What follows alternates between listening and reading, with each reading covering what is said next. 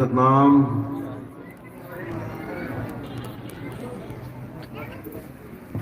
तो आज कुर्सी में सब मालिक के हंस इकट्ठे हुए हैं।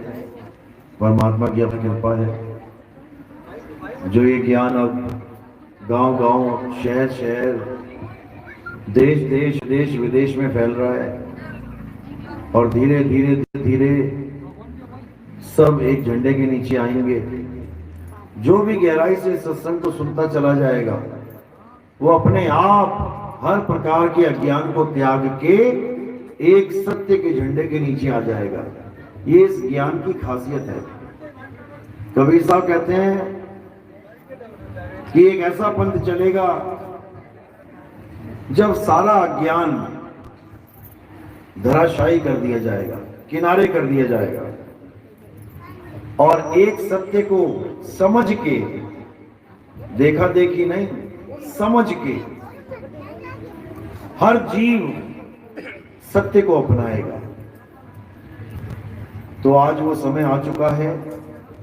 परमपिता परमात्मा के जीव जाग रहे हैं और धीरे धीरे ये प्रचार बढ़ता ही जा रहा है। और एक समय ऐसा आएगा जब आपको केवल यही ज्ञान सुनने को मिलेगा।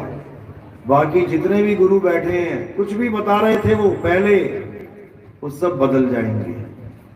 उनके मुंह से भी यही ज्ञान अमृत निकलेगा। कहीं ना कहीं वो इसी ज्ञान की नकल मारते नजर आएंगे और ये होके रहेगा। ये मैंने 2018 में ही बता दिया था कि अभी तो शुरुआत है, अभी तो ज्ञान की शुरुआत है। एक ही बूंद आई है और इसी बूंद को पी के सबके सुर बदल जाएंगे और वो बात हो भी रही है। आज वो लोग जो हजारों सालों से मूर्ति पूजा की बात करते आते थे, पंथा पंथी चलाते आते थे, आज वो लोग आत्मा की बात करने लगे। आज वो लोग आत्मज्ञान की बात करने लगे और कहते नहीं थक रहे कि भगवान के दिव्य अस्त्र से भी ये आत्मा नहीं मारी जा सकती। जो आज तक ये कहते आ रहे थे कि राम जी ने रावण को मारा, कृष्ण जी ने कंस को मारा, आज वही लोग कह रहे हैं कि ना तो कभी रावण मरा, ना ही कभी कंस की मृत्यु हुई। तो ये लोग नकल करते नजर आ रहे हैं। और आगे जितने आने वाले हैं, क्योंकि अभी सब नहीं आए, सबको निकाला जाएगा बाहर। ये सब केवल नितिन दास के सत्संग की नकल ही मार सकते हैं। जितने भी ये ज्ञानी बने बैठे हैं, जितने भी आपको YouTube चैनलों पे दिखाई देंगे लोग, ये सब हमारी नकल मारने वाले हैं, क्योंकि ज्ञान खुल चुका है। अब वो भेद खुल चुका है जिसको सार शब्द कहते हैं। अब सभी सार शब्द से नीचे कोई दुकान लगा के नहीं बैठा। जो पहले देवी देवताओं की पूजा करवाते थे, पत्थरों को पूजवाते थे, आज वो भी सार शब्द के ज्ञानी बने बैठे हैं। तो ये होना ही था। जब मार्केट में कोई असली ब्रांड आता है, अच्छा ब्रांड आता है, तो डुप्लीकेट कंपनियां क्या करती हैं, उसी के जैसा नकली माल भी ले आती हैं दुकान पे। अब जो पारखी होता है वो तो समझ जाता है कि नकली है। ये विवेकी समझ जाता है कि ये नकली माल है, ये नकली बेचने के चक्कर में है। वो कभी नकली को ग्रहण नहीं करता। और जो विवेकी नहीं है बेचारा, वो धोखा खा जाता है। साहब कहते हैं, लुट गया रे व्यापारी परख बिना, परख नहीं पाया, लुट गया। लेकिन मैं फिर भी सबको छूट देता हूं कि सबका हुक्का लीजिए साचा शब्द निहार, और पक्षपात मत कीजिए कहें कबीर विचार। अगर कोई ज्ञान बता रहा है, तुम्हें कहता है कि नितिन दास से भी आगे का ज्ञान है, कबीर साहब से भी आगे का ज्ञान है, सुन लो। सुनने में क्या जा रहा है? तुम खुद ही उसको रिजेक्ट मार दोगे अगर तुम विवेकी हुए तो। और विवेकी नहीं हुए तो क्या होगा? जन्म ही बर्बाद करोगे ज्यादा से ज्यादा। किसका करोगे? मेरा करोगे क्या? अपना कर लोगे। तो जिसने जन्म बर्बाद करना है वो तो करके ही रहेगा, क्योंकि जो आत्महत्या करना चाहते हैं वो तो फांसी लगा के ही हटते हैं। वो बात अलग है कि जब फांसी लग जाती तो कहते हैं बचाओ बचाओ, कोई मुझे बचा लो। फिर क्या बचाएंगे? अब पछताए होत क्या जब चिड़िया चुग गई खेत, अब क्या पछताना है। इसीलिए मैं कहता हूं विवेक जगाओ। अगर तुम विवेकी हो गए तो तुम्हें कोई भरमा नहीं सकता। इसीलिए पहले इस ज्ञान को अच्छी तरह समझना है। अगर समझते समझते पूरा नहीं समझे और किसी और की ऑडियो वीडियो सुन ली और उसने भरमा दिया, तब कोई गारंटी नहीं भाई। क्योंकि भले तुम शेर के बच्चे हो, लेकिन लकड़ बग्गों से पंगा नहीं ले सकते, क्योंकि बच्चे हो भी, छोटे हो, वो दबोच लेगा, मार देगा। लेकिन अगर एक बार तुम जवान हो गए, एक बार तुम बब्बर शेर बन गए, फिर वही तुम दुबा के भागेंगे। लेकिन ये तब होगा जब तुम पूर्ण विवेकी हो जाओगे। इसलिए जब तक आप हमारा सत्संग सुन रहे हैं, सुनते जाओ, किसी और को सुनने की जरूरत नहीं है। क्योंकि पहले कोर्स पूरा कर लो, 209 सत्संग सुन लो। 209 सुनने के बाद केवल वही भ्रमित होगा जो मुक्ति के अलावा और कुछ लेने आया इस पंथ में, वो तो नहीं टिकेगा। लेकिन जिसने 209 सुन लिए, उसके बाद उसको कोई हिला नहीं सकता, क्योंकि वो पूर्ण विवेकी हो गया है। अब उसे कोई भरमा नहीं सकता। तो इसलिए कबीर साहब कहते हैं कि गुरु मेरे सभी बड़े, अपनी अपनी ठौर। ऐसे भी गुरु मिलेंगे आपको जो कहेंगे अरे नितिन दास तो कालदूत है। अब उनसे पूछो कि कालदूत कैसे है, वो नहीं बता पाएंगे। केवल एक नाम रट लिया है, कालदूत कालदूत कालदूत। से पूछो क्या हो रहा है जो वो कालदूत है, क्या करवा रहा है वो आत्मज्ञान की बात कर रहा है। अगर आत्मज्ञान की बात करने वाला कालदूत है तो कबीर साहब कहते हैं आत्मज्ञान बिना न भटके। फिर तो तुम कबीर साहब को भी कालदूत कह दो। कबीर साहब कह रहे हैं जब लग ना चीनोगे आत्म तब लग ना मिली है परमात्म। कबीर साहब आत्मा की बात कर रहे हैं, फिर तो वो भी कालदूत हो गए। और जो लोग ये कह रहे हैं कि नितिन दास कालदूत है, उनसे पूछो तुम क्या देते हो, तो पता लगा मंत्र देते हैं। बताओ, मंत्र देने वाला गुरु आत्मज्ञानी को कालदूत बोल रहा है। ये हाल है, ये निरंजन के देश का हाल है। कहते निरंजन धन तेरा दरबार, जहां तनिक नहीं न्याय विचार। निरंजन धन तेरा दरबार, वैश्य ओढ़े मलमल खासा, गले मोतियों की हार, और पतिव्रता को मिले न खादी, सूखा निरस आहार। निरंजन धन तेरा दरबार। तो ये हाल है। अज्ञानी को परम विवेकी और ज्ञानी को मूढ़ गवार। निरंजन धन तेरा दरबार। अज्ञानी को परम विवेकी जो मंत्र जपवा रहा है, सोहम सत्य कबीर सोहम, वो महामूर्ख, उसको परम विवेकी बता रहे हैं। और जो कह रहा है इसको छोड़, 52 अक्षर छोड़ और आत्म अक्षर को जान ले, उसको मूढ़ गवार बता रहे हो। निरंजन धन तेरा दरबार, जहां तनिक नहीं न्याय विचार। तो जहां विचार नहीं होता है वहां काल के दूत होते हैं, और जहां विचार आ जाता है, विवेक आ जाता है, वहां काल के दूत खड़े भी नहीं हो सकते। क्यों हमारे सामने कोई नहीं आता? ये जितने भी बैठे हुए गुरु क्यों नहीं मिलते हमसे? मैं तो पूरा भारत भ्रमण कर लिया, एक बार नहीं, 2 बार नहीं, 7-8 बार कर लिया।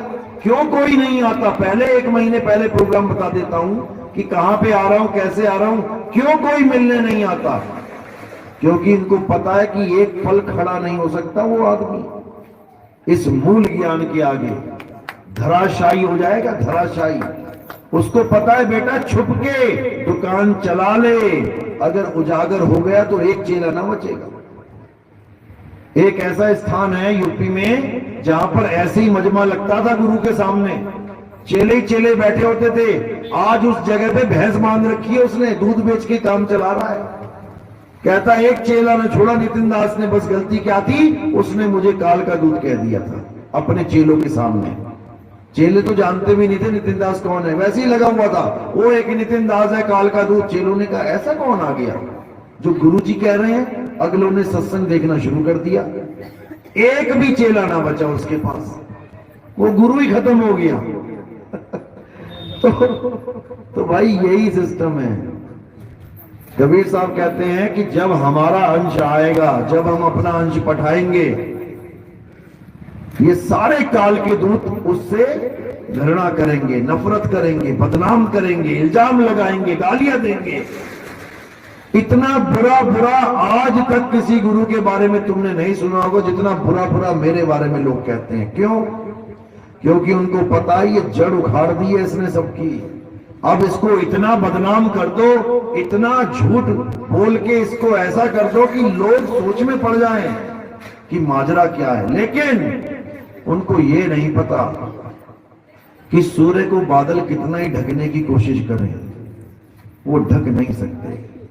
जब सूरज अपनी आई पे आता है तो बादलों को चीर के प्रकाशित हो जाता है। रात कितनी कोशिश कर ले कि सूरज को नहीं आने दूंगी, लेकिन जब सूरज आता है तो रात की धज्जियां उड़ा देता है, पता भी नहीं लगता गई कहां। इसी प्रकार ये मूल ज्ञान है। जो भी गुरु इसका विरोध करना शुरू करेगा, एक भी चेला नहीं बचेगा उसके पास, सारे चेले भाग जाएंगे उसके और मूल ज्ञान के झंडे के नीचे आ जाएंगे। ये सब संतों का वचन है कि कलयुग में एक ऐसा पंथ चलेगा जो सारे संसार को एक कर देगा, और ये होके रहेगा, याद रखना। केवल एक ग्रंथ आधी दुनिया को एक कर लिया उसने, कुरान आधी दुनिया एक कर रखी है। केवल एक ग्रंथ बाइबल, उसने आधी दुनिया एक कर रखी है। तो ये ज्ञान तो भाई बहुत आगे का ज्ञान है। जिसने इस ज्ञान को समझ लिया वो सब कुछ छोड़ के अपनी आत्मा को जानने के लिए आ जाएगा। तो ये आत्म ज्ञान है, ये कोई किसी बच्चे का ज्ञान नहीं है कि किसी आदमी का चलाया पंथ है। ये स्वयं परमपिता परमात्मा का चलाया हुआ पंथ है। 12 पंथ काल फुरमाना, भूले जीवन जाए ठिकाना, 13वें पंथ हम ही चले आए, सब पंथ मेट के एक पंथ चलाए। आज देखो हजारों गुरुओं के चेले हमारे सत्संग में बैठते हैं आके। ऐसा नहीं कि वो अपने गुरुओं को गलत बोलते हैं, बिल्कुल नहीं, क्योंकि उनको हमने शिक्षा यही दी है कि अपने गुरु को भी नमस्कार करना है, लेकिन जब आगे का गुरु मिल जाए तो फिर पीछे गुरु की परवाह नहीं करनी है कि मेरा गुरु छूट रहा है। फिर ज्ञान ही गुरु है, क्योंकि गुरु मुक्ति नहीं दे सकता, ज्ञान मुक्ति देता है। अगर गुरु मुक्ति दे और ज्ञान से मतलब ही ना हो तो क्यों ज्ञान दे रहा है गुरु? क्यों मंत्र जपवा रहा है? बिना मंत्र जपवाए ले जाए। जो लोग कहते हैं गुरु पार करेगा, गुरु पार करेगा, तो क्यों मंत्र दे रहे हो? बिना मंत्र दिए पार कर दो। अगर मंत्र देते हो इसका मतलब मंत्र पार करेगा, लेकिन साहिब के ज्ञान में मंत्र वंत्र कुछ नहीं है। तंत्र मंत्र सब झूठ है, इनमें न भर में कोई, और सार शब्द जाने बिना कागा हंस ना होए। सच्चा गुरु वो होता है जो तुम्हें मंत्र से आजादी दे देता है, छुड़वा देता है, मंत्रों को छुड़वा देता है। जो मंत्र तुम्हारे बिना बोले नहीं जा सकते, अगर तुम ना जपो, बताओ उस मंत्र की क्या औकात है जो वो खुद आ जाए अपने आप तुम्हारे मुंह पे। अगर तुम ना बोलो तो तुम बोल रहे हो, इसलिए वो मंत्र तुम्हारी जीवा पे आ रहा है, क्योंकि वो 52 अक्षर है। तुम बोल रहे हो तो आ रहा है, तुम छोड़ दोगे तो छूट जाएगा। लेकिन जो आत्म तत्व है, जब तुम उसको जानोगे तब तुम कागा से हंस हो जाओगे। तब तुम्हें समझेगा कि कबीर साहब का मूल ज्ञान क्या है। सोई गुरु पूरा कहावे, जो 2 भेद बतावे, एक छुड़ावे एक लखावे, तब प्राणी निज घर को जावे। ऐसा गुरु मिलना चाहिए जो एक छुड़ावे। ये जितने भी नाम हैं, अल्लाह अल्लाह, वाहिगुरु वाहिगुरु, गॉड गॉड, कबीर कबीर, राम राम, श्याम श्याम, ये सारे जीभ से बोलने वाले नाम जो अक्षरों में आते हैं, इनको छुड़ावे और असली राम का भेद बतावे। असली राम कौन है, असली वाहिगुरु कौन है, असली अल्लाह कौन है। नाम नहीं है अल्लाह कि केवल अक्षरों को अल्लाह समझ के बैठ गए, अक्षरों को राम समझ के बैठ गए। वो राम घट घट का वासी है। तुझ में राम, मुझ में राम, सब में राम समाया। सबसे कर लो प्रेम, जगत में कोई नहीं पराया। तुझ में राम, मुझ में राम। अब हिंदू तो मान लेगा कि हाँ भैया तेरे अंदर भी राम, मेरे अंदर भी राम। अब किसी मुल्ला जी से कहो तेरे अंदर राम, मेरे अंदर, वो कहेगा भैया हमारे अंदर तेरे वाला राम नहीं है, हमारा तो अल्लाह हो सकता है हमारे अंदर, हमने राम से क्या लेना। किसी ईसाई को बोलो, वो कहेगा भैया हमें वो राम की जरूरत नहीं है, हमारा तो ईसा मसीह राम है। तो वो कौन सा राम है जो सब में रमा हुआ है? वो आत्म राम है। किसमें आत्मा नहीं है? हाथ खड़े करो।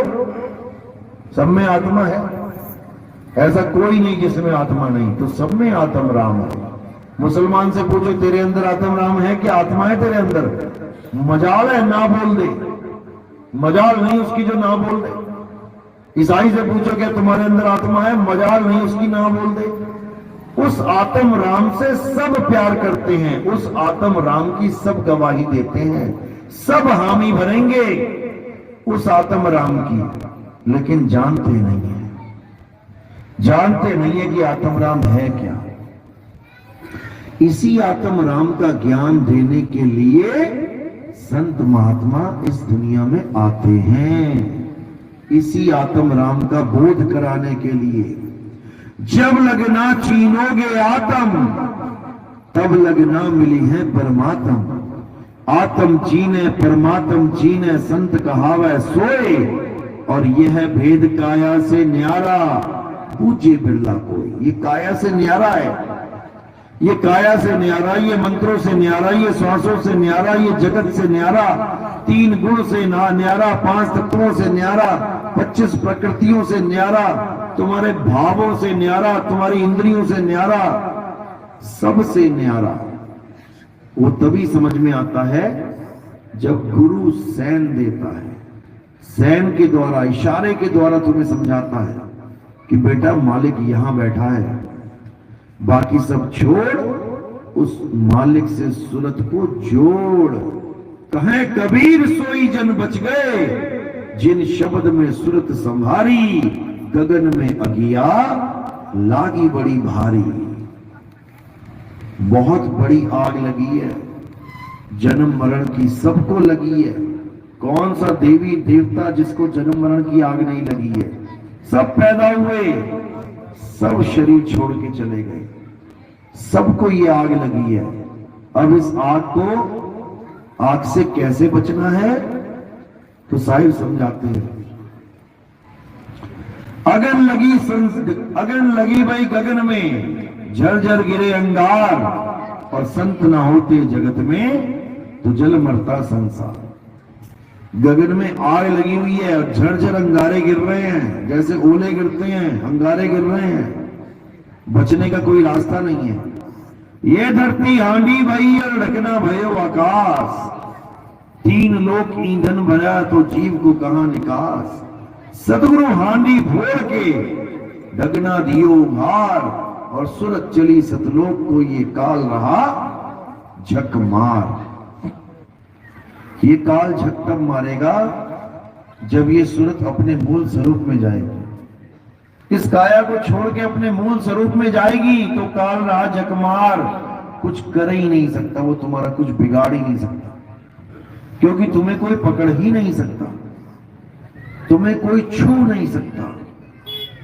अब ये मत सोचना कि शरीर को नहीं छू सकता, शरीर को तो काट सकता है, जला सकता है, दबा सकता है, कुछ भी कर सकता है, लेकिन आत्मा को, सुरता को कोई नहीं पकड़ सकता। तो साहिब कह रहे हैं तुमने खुद पकड़ा हुआ है जगत को, इसलिए तुम बंधन में हो। शीशे के सामने कुत्ता बैठा है, सामने उसके दूध रख दिया, जैसे ही पीने लगा सामने देखा शीशे में एक और कुत्ता, अब लगा भौंकने।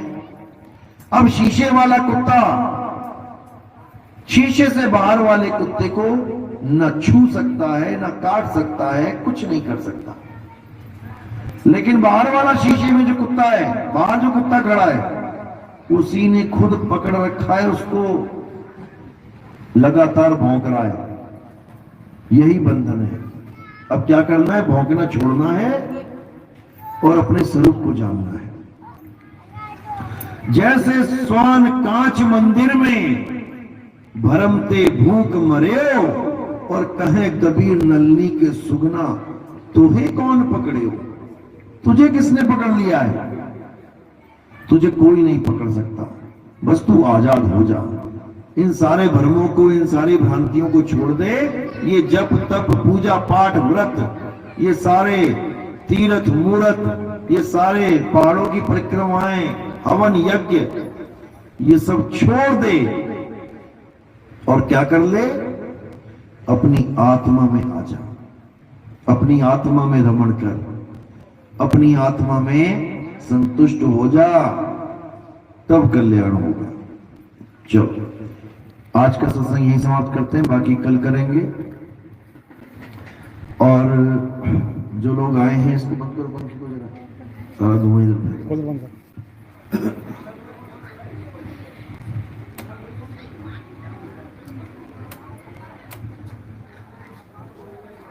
और जो मालिक के विवेकी हंस दूर दूर से आए हैं, सत्संग की शोभा बढ़ाई है, उन विवेकी हंसों से भी यही अरदास है कि खूब प्रचार करें, गांव गांव में पर्चे बांटें। सब हमारे ही भाई हैं, जितना हम जगा सके लोगों को, क्योंकि ये मौका मिला है। पहली बात तो सत्य मिलता नहीं, और अगर मिला है तो उसका पूरा फायदा उठाना है। ऐसे जीवन निकल जाता है। तो मालिक ने कृपा करी है कि इंसानी चूल्हा भी दिया है और सत्य ज्ञान भी दिया है। अब हमने अपने सब भाइयों को जगाना है, पराया कोई भी नहीं है। कोई माने ना माने ये उसकी मर्जी है। हमने प्रेम के साथ इस प्रचार को बढ़ाते जाना है। ऐसा नहीं है कि 100 को बताओगे तो 100 ही आएंगे, ऐसा नहीं होगा। 100 को बताओगे तो केवल 5 आएंगे, लेकिन वो 5 ऐसे विवेकी होंगे जो तुम्हारी हर बात को समझेंगे। ठीक है, 95 ने रिजेक्ट मार दिया, कोई बात नहीं, उनके संस्कार हैं। लेकिन वो 5 सारी उम्र दुआएं देंगे आपको कि शुक्र है बहन तूने मुझे बता दिया, शुक्र है मेरे भाई तूने मुझे समझा दिया। नहीं तो कहां समझ में आता है ये? युगों युगों से यही तो करते आए हैं। पूजा पाठ व्रत नित्य नेम हवन यज्ञ। अगर इसी चीज से मुक्ति मिल जाती जीव को तो सतयुग में सारे मुक्त हो जाते। खूब हवन किए, खूब यज्ञ किए, खूब पूजा पाठ किया, मुक्त नहीं हुए, त्रेता में आ गए वापस। त्रेता में भी फिर वही कर रहे हैं। सारे ऋषि मुनि क्या कर रहे हैं? हवन यज्ञ कर रहे हैं। राक्षस आ रहे हैं, हवन यज्ञ खंडित कर रहे हैं, वो फिर शुरू कर दे रहे हैं। फिर वही कुछ किया, फिर वापस आ गए द्वापर में, मुक्ति नहीं हुई। द्वापर में भी यही कुछ किया, देवी देवताओं की पूजा करी, मंत्र जपे, हवन किए, यज्ञ किए। कृष्ण जी ने बहुत समझाने की कोशिश करी कि भाई देवी देवताओं की पूजा छोड़ दो।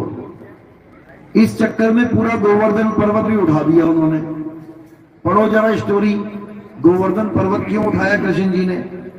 देवी देवताओं को छुड़वाने के लिए, पूजा पाठ को छुड़वाने के लिए, हवन यज्ञ को छुड़वाने के लिए पर्वत को उठाना पड़ गया उन्हें।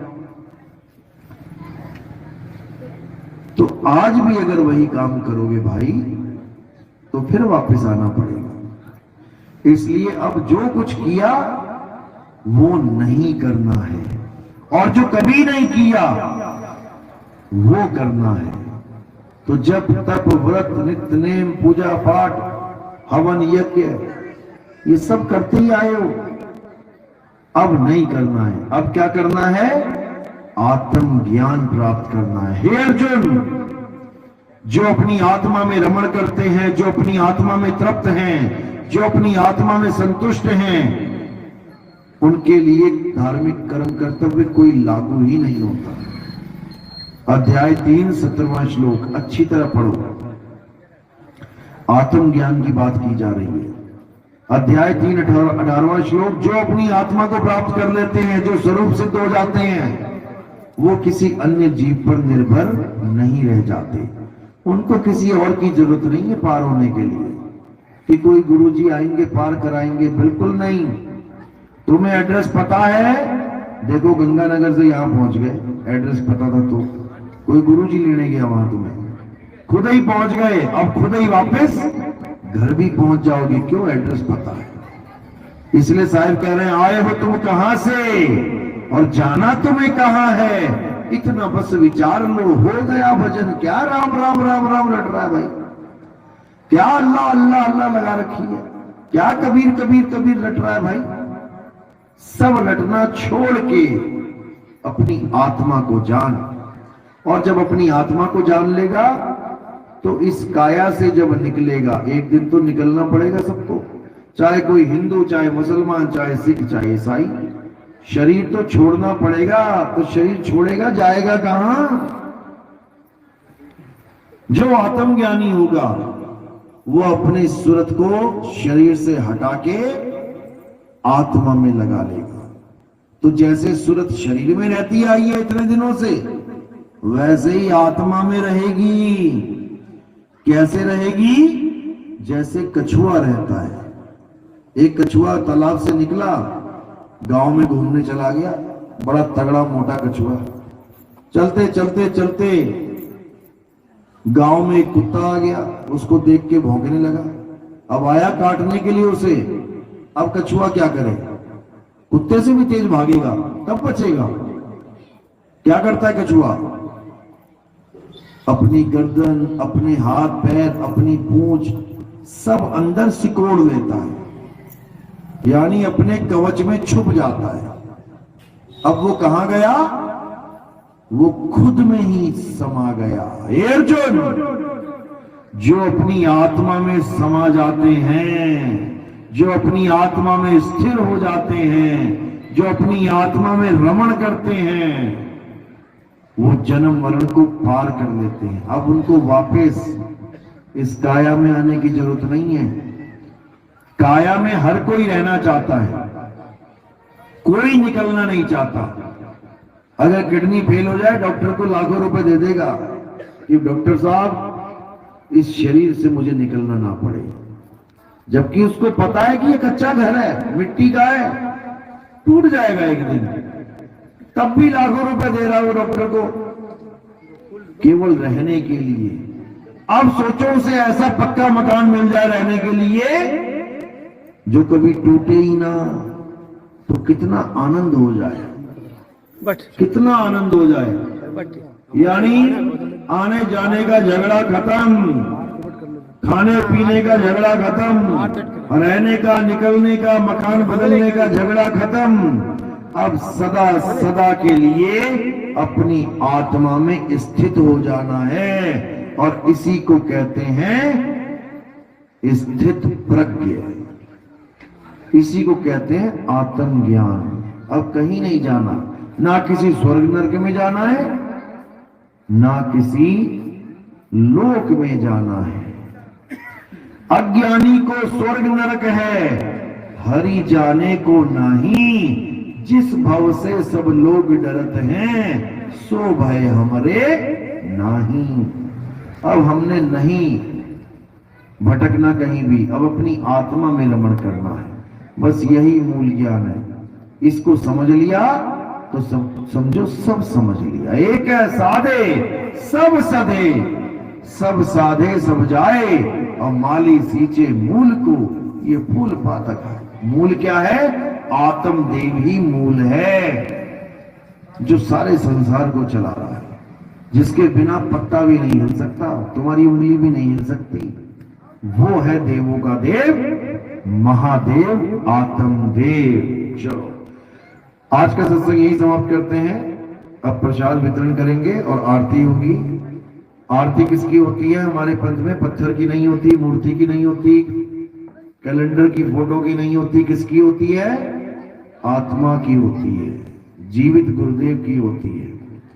तो अब आत्मदेव की आरती होगी और उसके बाद प्रसाद वितरण होगा। बोलिए सतगुरु बंदी छोड़ सतगुरु सत्य कबीर साहिब की सदा ही जय हो। साहिब बंदगी सत्ता।